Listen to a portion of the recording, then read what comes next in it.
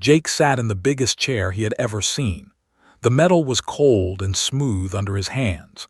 Around him, the walls of the space station stretched up so high he could not see the ceiling. Everything here was built for beings much larger than humans. Across the enormous table sat the alien delegation. Jake tried not to stare, but it was hard not to. The Iran Empire had sent their best people for this first meeting between humans and aliens.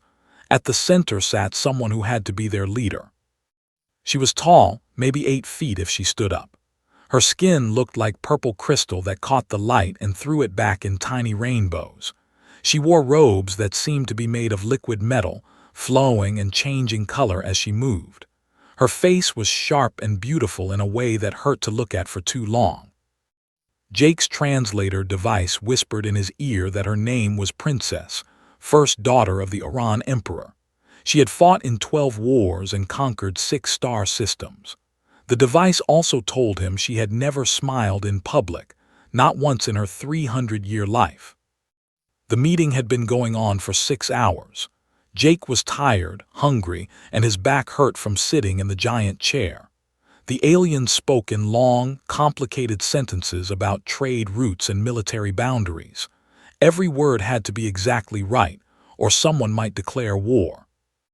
Ambassador, Jake's boss, had warned him about this. "Don't say anything unless I tell you," had said. "These aliens have rules for everything. One wrong word and Earth could be destroyed." But Jake had never been good at staying quiet. Princess was speaking now. Her voice was like music made of ice. "The Iran Empire demands that human ships stay within the designated zones. Any movement outside these boundaries will be considered an act of war." The human team looked nervous. These boundaries would trap Earth's ships in a tiny corner of space. Ambassador started to speak, but his words came out shaky and weak. Jake watched the princess as she spoke. She held herself so stiff and straight like a statue. Her beautiful crystal skin never changed expression, but something about her eyes looked tired, like someone who had been carrying something heavy for a very long time. "Furthermore," the princess continued, "humans will not be permitted to establish colonies without written permission from the Imperial Council. This process typically takes 50 to 100 Earth years." Ambassador's face went white. Those rules would keep humans stuck on Earth for generations. Jake felt something hot rise up in his chest. He had grown up on a farm in Texas. His daddy had taught him that when someone was being a bully, you stood up to them, even if they were bigger than you. The princess kept talking about more rules and restrictions. Each new rule made Earth smaller and smaller in the galaxy. Jake had heard enough. He leaned forward in his giant chair and looked straight at the crystal princess. "Hey, sweetie," he said in his friendly Texas drawl, "how about we take a break and talk about this like normal folks?" The room went completely silent. Ambassador's mouth fell open. The other human diplomats looked like they had just seen their own deaths. One of the alien advisors made a sound like breaking glass. Princess stopped talking. She stared at Jake with eyes that looked like purple fire. For a moment, nobody breathed. Jake suddenly realized what he had done. He had called an alien princess sweetie during the most important meeting in human history. His mama would have boxed his ears for being so rude to a lady. Ambassador was probably planning his funeral right now. But then something amazing happened. The princess's crystal skin started to change color. The purple became lighter, then pink, then almost white. She was blushing. An alien princess who had never smiled in 300 years was blushing like a schoolgirl. She looked at Jake with wide eyes. "Yes, darling," she said in a voice much softer than before. The words hung in the air like magic. Then Jake started laughing. He couldn't help it. The whole thing was so crazy. Here he was, a farmer's son from Texas, making an alien princess blush by calling her sweetie. Princess watched him laugh. At first she looked confused, like she was seeing something she had never seen before. Then the corners of her mouth started to move. It was small at first, just a tiny curve of her lips. Then she started laughing too. It was the most beautiful sound Jake had ever heard. Her laugh was like silver bells mixed with summer rain. It filled the huge room and bounced off the walls. The other aliens at the table looked shocked. Some of them stepped back like the princess had caught fire. One of them made urgent clicking sounds that the translator said meant medical emergency. Ambassador was staring with his mouth open. The other humans looked like they were watching a miracle. Jake and the princess kept laughing together. Every time they tried to stop, they would look at each other and start again. She laughed so hard that tears came from her crystal eyes, tiny drops that sparkled like diamonds when they fell.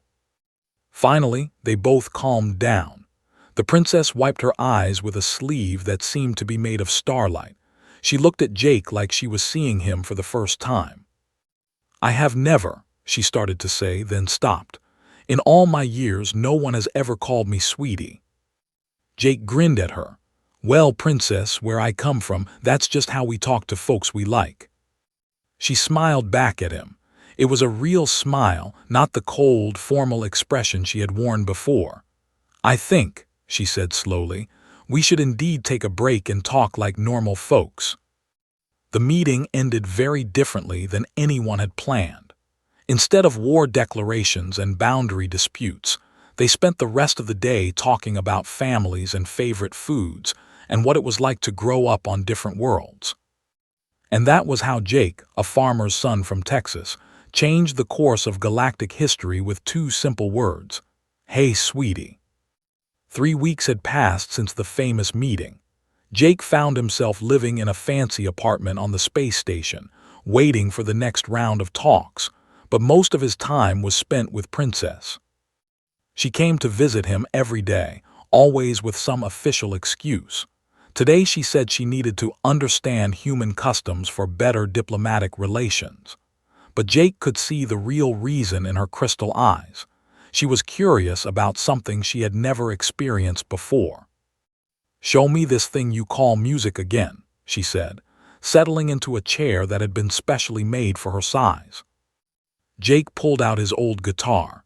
It was beat up and scratched, nothing fancy, but it was the only thing from home he had brought with him to space. He started playing a simple country song his daddy had taught him. The princess watched his fingers move over the strings like she was watching magic happen. "Among my people," she said when he finished, "we have sounds for ceremonies, but they follow strict patterns. Everyone knows exactly what comes next." She tilted her head. "Your music, it makes me feel something here." She touched her chest with one long crystal finger. "That's the point, sweetie," Jake said with a smile. "Music ain't supposed to be perfect. It's supposed to make you feel." She blushed again at the word sweetie. It still happened every time, and Jake thought it was the prettiest thing in the galaxy. "Tell me about feeling," she said seriously. "My people, we stopped doing this long ago." Jake set down his guitar. "What do you mean, stopped?" Princess stood up and walked to the window that showed the stars. "Thousands of years ago, my ancestors decided that emotions made people weak, made them make bad choices, so they found ways to turn them off." "Turn them off?" Jake felt cold suddenly. "We can still feel a little," she said quietly. "Anger when we need to fight, fear when we need to run, but joy, sadness, love, these things were seen as wasteful." She turned back to him. "Until you called me sweetie and made me laugh. Then everything woke up." Jake stared at her. "You mean your whole race can't feel happy?" "Could not," she corrected. "But now," she smiled, and it was like sunrise. "Now I feel so many things. When you play music, something warm grows in my chest. When you tell jokes, I want to make the laughing sound again. When you say my name with kindness, my skin changes colors and I feel light like I could float."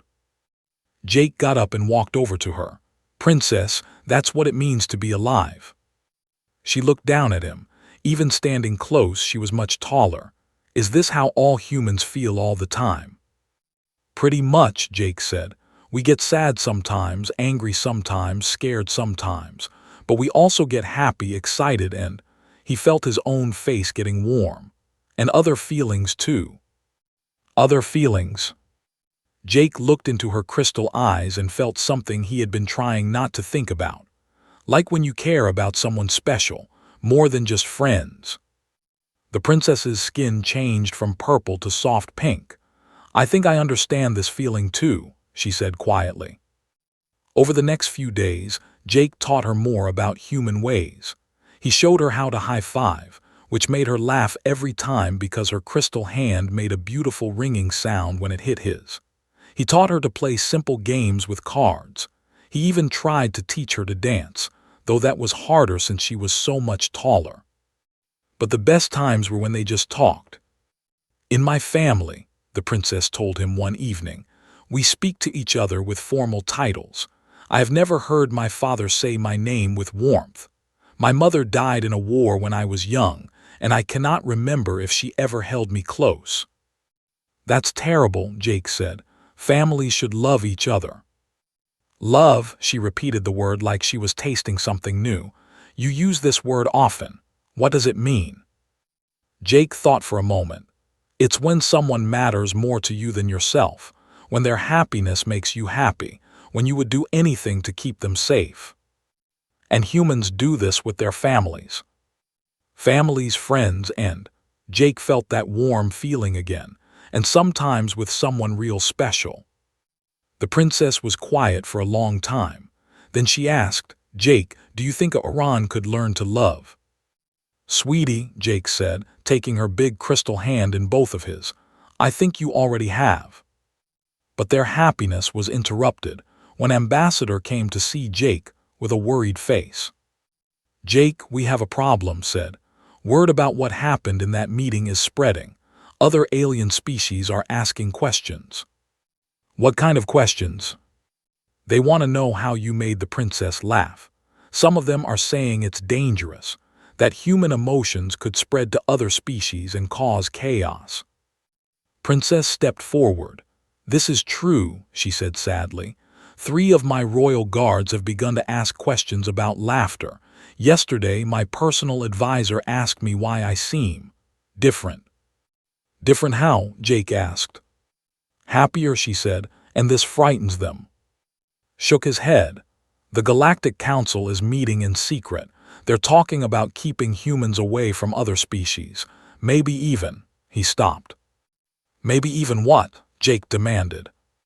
Maybe even destroying Earth, to prevent the spread of what they call emotional contamination.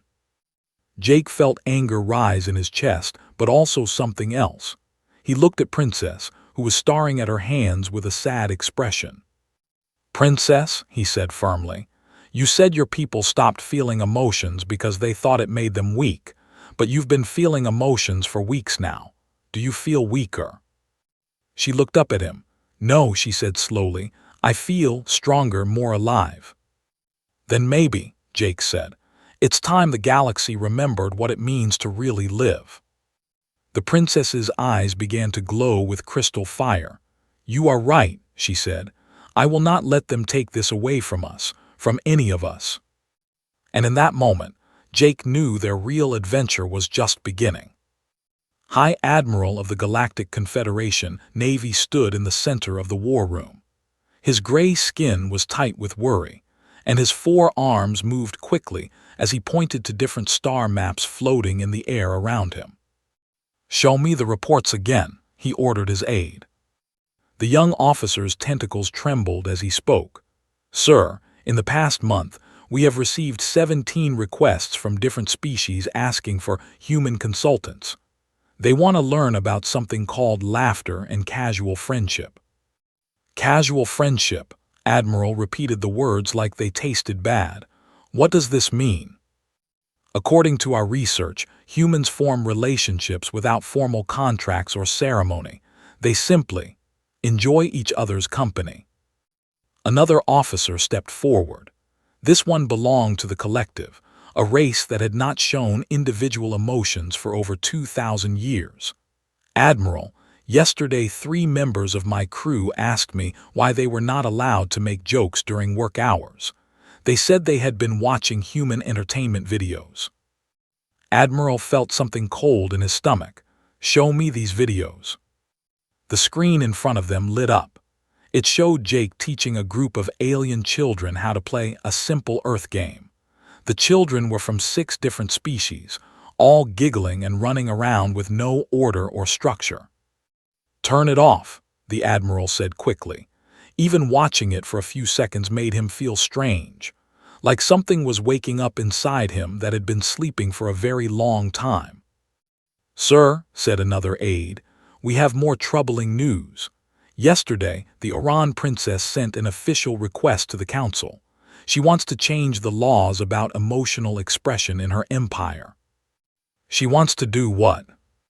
"She says that her people have the right to feel happiness. She wants to make laughing and casual conversation legal in all Iran space." Admiral's 4 arms clenched into fists. "This is exactly what we feared would happen. The humans are like a disease. Their emotional chaos is spreading." For 3,000 years, the Galactic Confederation had kept peace by following simple rules. Every species stayed in their place. No one questioned the system. Emotions were controlled or eliminated because they led to unpredictable behavior. Wars started when people felt too much. But now everything was changing. "Admiral," came a voice from the communication system, "we have Supreme Chancellor calling for you." The Admiral straightened his uniform. Chancellor was the most powerful being in the galaxy. He had ruled for over 500 years by keeping perfect order. "Admiral," the Chancellor's voice was like ice, "I have been reading your reports about the human problem." "Yes, sir. The emotional contamination is spreading faster than we expected." "I have made a decision. We will hold an emergency session of the full council. Every species leader must attend. We need to vote on the human question." "The human question, sir?" "Whether to allow humans to continue existing." Admiral felt that cold feeling again. "Sir, are you suggesting?" "I am suggesting that sometimes, to save the body, you must cut off the infected part. Earth has 3 billion humans on it, but there are trillions of beings in the galaxy. The math is simple." After the Chancellor ended the call, Admiral stood alone in the war room. He had followed orders his whole life, never questioned the system, but something about this felt wrong. He called up another human video on the screen. This one showed Jake and Princess sitting together, just talking and laughing. The princess looked happier than Admiral had ever seen any being look. "Sir," his aide asked, "are you all right?" Admiral realized he had been watching the video for 10 minutes. Yes. Contact all fleet commanders. Tell them to prepare for possible military action." Meanwhile, on the space station, Jake was learning about the emergency council meeting from Princess. She had received an official message from her father, the Emperor. "He orders me to return home immediately," she said, holding the crystal tablet with shaking hands. "He says I am sick and need treatment to remove these human emotions from my mind." Jake felt anger burning in his chest. "They can't do that. These aren't my emotions. They're yours. They were always yours." "Jake," she said quietly, "my father has the power to lock me away until I become emotionless again. He has done this to others before." "Then don't go back." She looked at him with surprise. "Not go back, but I am the princess. I have duties." "Your first duty is to yourself," Jake said firmly. "You have the right to feel happy. You have the right to choose your own life." The princess was quiet for a long time. Then she smiled, but it was a sad smile. "You are teaching me something else new, Jake. You are teaching me to rebel." That evening, Princess sent a message to her father that shocked the entire Iran Empire. She announced that she would not return home. She declared that she was starting a new movement for emotional freedom in her species. Within hours, her message had spread across the galaxy. Young Orans who had been secretly practicing laughter began to speak openly. Workers from other species started asking their leaders why happiness was forbidden. Ambassador came to see Jake with the worst news yet. Jake, the vote is tomorrow. Every species in the galaxy will decide whether humans should be eliminated. Jake sat down heavily. How many species are voting? 317. We need more than half to vote in our favor. How many do we have? His face was grim. 12, maybe 15 if we're lucky. That night Jake couldn't sleep.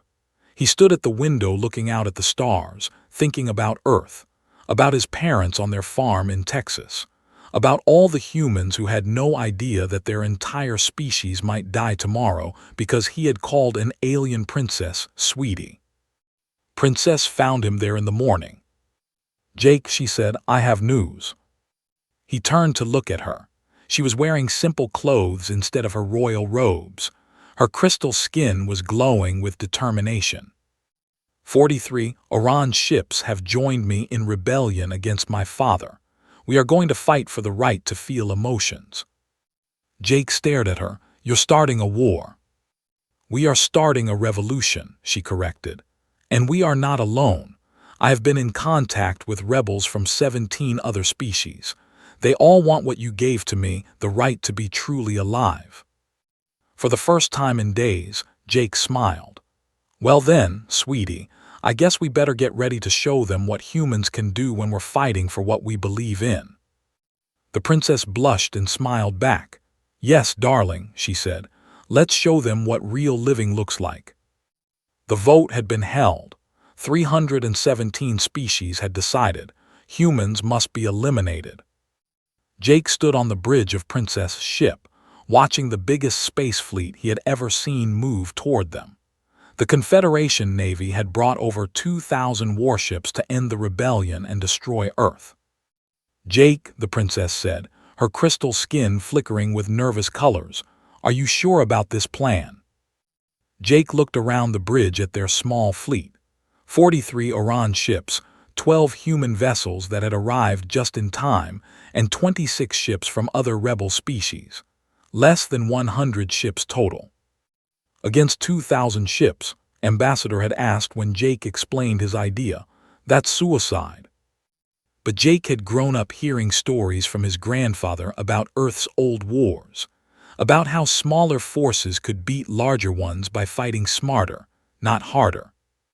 Princess, Jake said calmly, tell me again how the Confederation Navy fights battles. They use the standard battle formation, she replied. It has been the same for 1,000 years. The big ships stay in the center and blast everything with their main guns.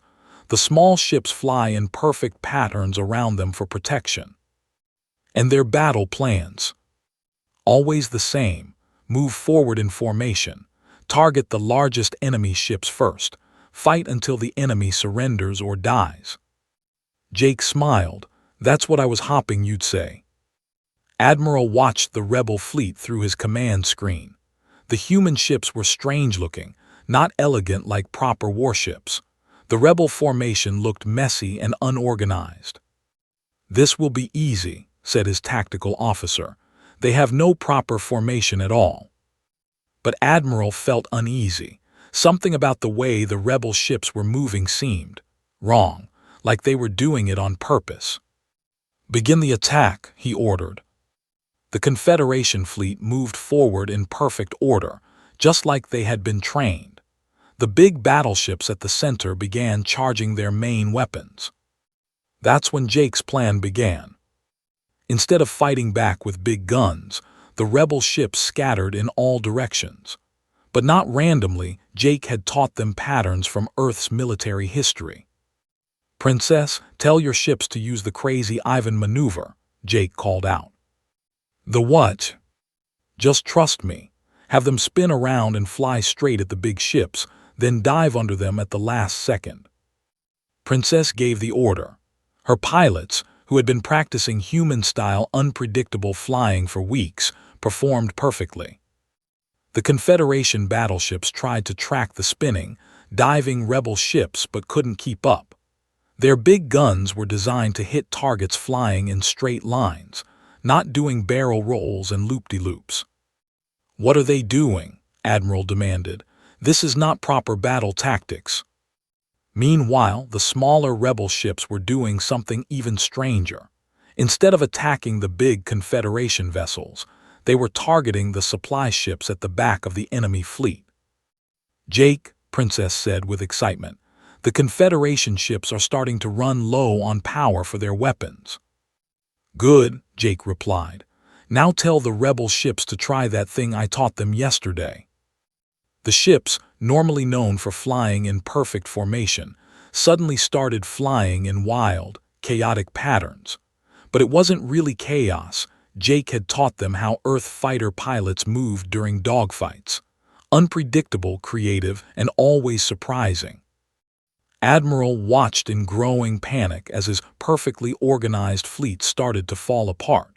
His ships couldn't adapt to the rebels' crazy tactics. Everything the Navy had been taught said this should not be happening. "Sir," his aide reported, "we're losing ships. The rebels are not fighting like they're supposed to." "Then make them fight properly. Send in the assault troops." But when the Confederation's robot soldiers boarded the rebel ships, they found something they had never encountered before. The rebel crews were not afraid. "Come on, you bucket of bolts," yelled a young Oran warrior as she swung her crystal sword at a robot. "Jake taught us that fear is just excitement without breath." The robot soldiers had been programmed to fight enemies who followed logical patterns. But rebels who laughed while fighting, who worked together like family instead of just following orders, who would sacrifice themselves to save their friends, these enemies did not compute. On the main rebel flagship, Jake was coordinating the battle with tactics that came from his heart instead of a computer. "Tell the human ships to try the Alamo Gambit," he called out. "What's that?" asked a Iran officer. "When you're outnumbered and surrounded, you don't try to win.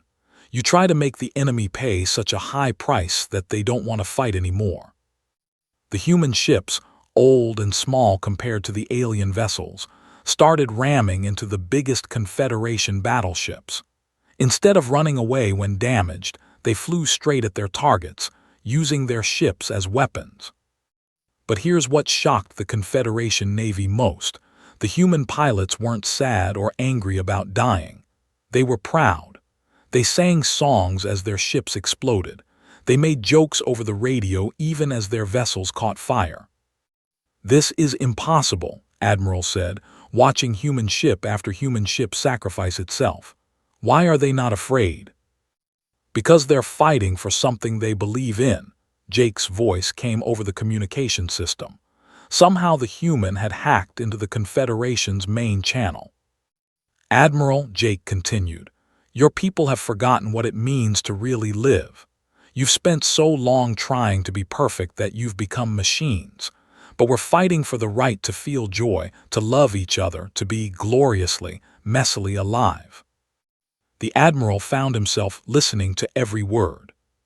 "You can destroy our ships," Jake said, "but you can't destroy hope. Every species in your fleet has rebels now. Every crew has someone asking why they can't laugh or love or dream of something better." As if to prove Jake's point, reports started coming in from across the Confederation fleet. Mutinies, crews refusing to fight, ships changing sides to join the rebels. The collective ships were the first to stop shooting. Then the Empire vessels. Within an hour, half of the Confederation Navy had joined the rebellion. Admiral stood alone on his bridge, watching his perfect, orderly fleet fall apart. And for the first time in 50 years of military service, he felt something he had thought was lost forever. He felt hope. "All ships," he said into his communicator, "cease fire. This war is over." Princess looked at Jake with wonder. "We won," she said quietly. "We actually won." Jake took her huge crystal hand in both of his. "No, sweetie," he said with a tired but happy smile. "We all won. The whole galaxy just remembered how to live." But even as the immediate battle ended, Jake knew the real work was just beginning. Winning the war was one thing. Building a better galaxy would be something else entirely. 1 year later, Jake stood in front of the biggest crowd he had ever seen. Billions of beings from hundreds of different worlds watched through screens across the galaxy as he adjusted his tie for the 10th time. "Nervous?" asked Ambassador, who was standing beside him as his best man. "Terrified," Jake admitted with a grin, but the good kind of terrified. The wedding was being held on New Harmony Station, a space station built specially for the new Galactic Union. Instead of the cold, gray metal of the old Confederation buildings, this place was warm and colorful. Art from hundreds of worlds decorated the walls. Music from different species played together in beautiful harmony. The ceremony itself was a mix of human and Iran traditions, but with a twist. Instead of stiff, formal words, Jake and Princess had written their own promises to each other. When the music started, Princess walked down the aisle wearing a dress that seemed to be made of captured starlight. Her crystal skin glowed with happiness, shifting through all the colors of joy. Behind her walked bridesmaids from 12 different species, all laughing and crying happy tears. Jake watched her approach and felt his heart do that funny jumping thing it had been doing for months whenever he saw her. Even after all this time, he could hardly believe that the most amazing being in the galaxy had chosen to love him back. When she reached him, she smiled that beautiful smile that had changed everything. "Hey, sweetie," she whispered, just loud enough for him to hear. "Hey yourself, darling," he whispered back. The ceremony was performed by Admiral, who had become the first elected president of the new Galactic Union. The old Admiral had learned to smile in the past year, and he wore that smile now as he spoke. "Jake and Princess," he said in a voice warm with emotion, "you have shown us all what it means to choose love over fear. Your partnership began the greatest revolution in galactic history, not a revolution of weapons, but a revolution of the heart." When it came time for their promises, Jake spoke first. He said, looking into her crystal eyes, "A year ago you were a princess who had never laughed. I was just a farmer's son who didn't know when to keep his mouth shut. But together, we remembered something the galaxy had forgotten, that life isn't about being perfect. It's about being brave enough to feel everything, the good and the bad, together." His voice got a little shaky. "You taught me that love doesn't care about how different we are. You taught me that sometimes the biggest changes start with the smallest kindnesses. And you taught me that calling someone sweetie can literally change the world." The crowd laughed, a sound that would have been illegal in most of the galaxy just 1 year ago. Princess spoke next, her voice clear and strong. "Jake," she said, "you taught me that strength is not about hiding your feelings. Real strength is being brave enough to be vulnerable, to laugh when you're happy, to cry when you're sad, and to love with your whole heart even when it's scary." Her skin glowed brighter. "You showed me that casual kindness is more powerful than formal ceremony, that friendship matters more than protocol, and that sometimes the most important thing you can do is make someone laugh." She paused, looking out at the billions watching. "My people spent thousands of years trying to be perfect, but Jake taught me that being perfectly imperfect is so much better." When Admiral pronounced them married, the celebration that followed was heard across the galaxy. Beings who had never danced learned how to dance. Species who had been enemies for centuries shared food and stories. Children from hundreds of worlds played together without caring about who was different. Jake's parents had made the trip from Earth for the wedding. His mother, a practical farm woman from Texas, had taken one look at Princess and declared, "Well, she's got good manners and she makes you happy. That's all that matters to me." The new galaxy was far from perfect. There were still problems to solve, conflicts to resolve, and a lot of beings who were still learning how to feel emotions again. But it was a start. Jake had been given a new job title, First Human Ambassador of Emotional Affairs. His job was to help species rediscover their capacity for joy, love, and hope. He traveled from world to world, teaching alien children how to laugh, showing adults how to hug, and helping governments understand that happiness wasn't the enemy of order, it was the foundation of true peace. Princess worked beside him as the director of cultural liberation. Together, they helped establish new laws protecting the right to emotional expression throughout the galaxy. The old Galactic Confederation had been replaced by the Galactic Union, a democracy where every species had a voice. The rigid hierarchies and formal protocols were still there for beings who wanted them, but no one was forced to live without feeling anymore. 6 months after the wedding, Jake and Princess were in the same meeting room where they had first met. But this time, they were there to welcome a new species to the galaxy. The Aryan Empire had just discovered space travel. They were a proud, militaristic race who believed that emotions were a sign of weakness. Their leader, General Orr, sat across the table wearing full battle armor and a stern expression that reminded Jake of how Princess used to look. "The Aryan Empire demands respect," General Orr declared in a voice like grinding metal. "We are a warrior people. We do not waste time with frivolous pleasantries." Jake looked at Princess, who winked at him with one crystal eye. She had learned to wink from him, and it still made him smile every time. "Well, General," Jake said, leaning back in his chair with an easy grin, "that sounds real impressive and all, but how about we skip the tough guy act and just talk like normal folks?"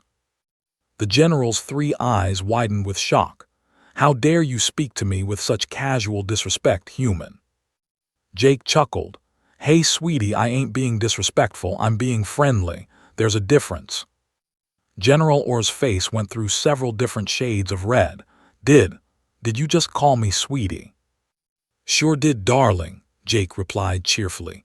"And you know what? I bet under all that armor and attitude you're probably a pretty nice guy." For a moment the room was silent. Then Princess started giggling. It was a soft, musical sound that filled the air like silver bells. General Orr stared at her. Why are you making that noise?" "It's called laughing," she explained gently. "It's what happens when something strikes you as funny or joyful."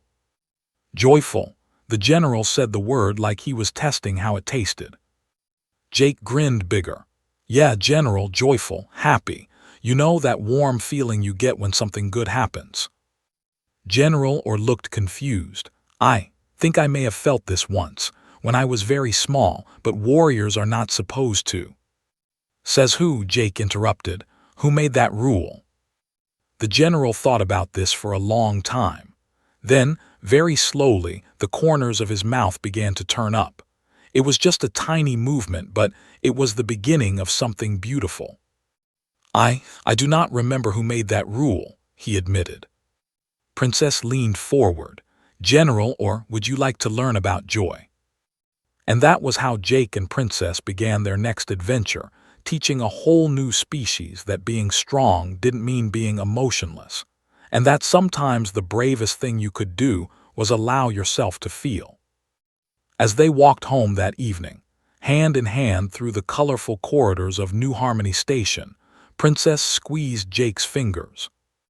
"Do you ever regret it?" she asked. "Changing the whole galaxy just because you couldn't keep quiet in that first meeting?" Jake thought about it seriously. "You know what, sweetie? I regret a lot of things in my life, but falling in love with you and accidentally starting a galactic revolution, that ain't one of them." She laughed, that beautiful sound that had started everything. "Yes, darling," she said, "I feel the same way." And together, they walked into their future, ready to keep teaching the galaxy that the most powerful force in the universe wasn't technology or weapons or perfect order.